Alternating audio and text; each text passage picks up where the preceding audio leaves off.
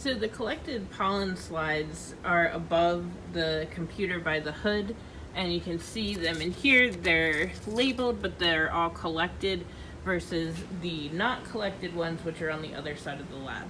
So if you're putting away the collected ones, you'll want to grab from up here, and you'll also want to grab the slide case. If your numbers are recent, so you want to go grab the top slide case, which is labeled. If your numbers are over 100, you'll want to grab the second slide case that's up there. But so this first slide case will house anything under 100. The other supplies that you'll grab are in the field sampling supplies in the pollen samples box.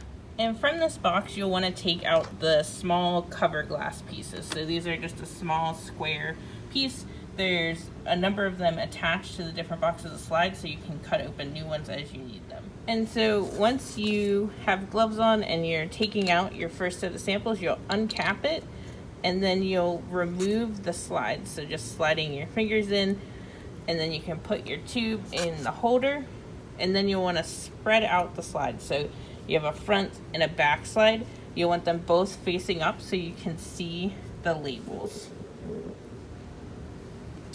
And then you'll open up your cover glass.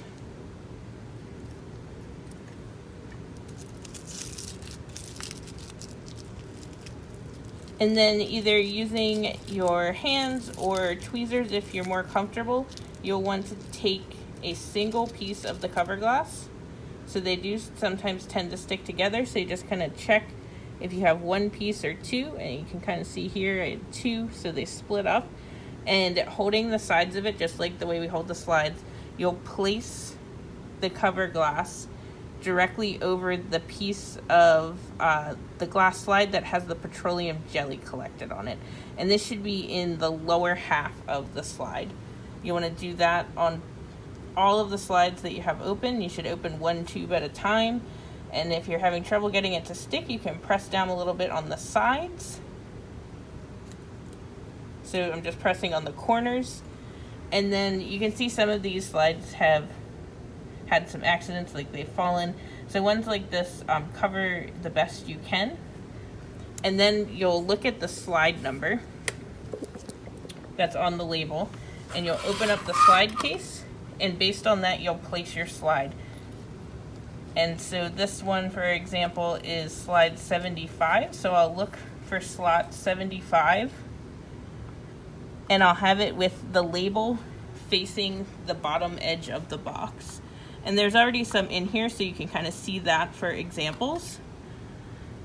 And so you can see it was not exactly in 75, so I'm just kind of sliding it until I find the right spot to have it cover the number 75. And then my next slide was 76, so that'll go right directly after 75. And once you've done that with as many different tubes as you worked with, you can recap these tubes and put them into a plastic bag, which is over in the tube cabinet, and it'll say pollen slide bags or pollen slide tubes on it. And other than that, you just need to close up the box. Has a latch on the front. Put all of your supplies back, either up where they go, or for the cover glass slides, you'll put them into here. And one note about the cover glass slides, they are glass, so be careful when you're holding them. And if you do drop one or break one, it can go over into the glass disposal, which is on the other side of the hood in that cardboard box there. And one last reminder, if your slide numbers are over 100, you'll put them into the second box. This first box is labeled with the date 10/20/20. So your second box, you can label with the, for now,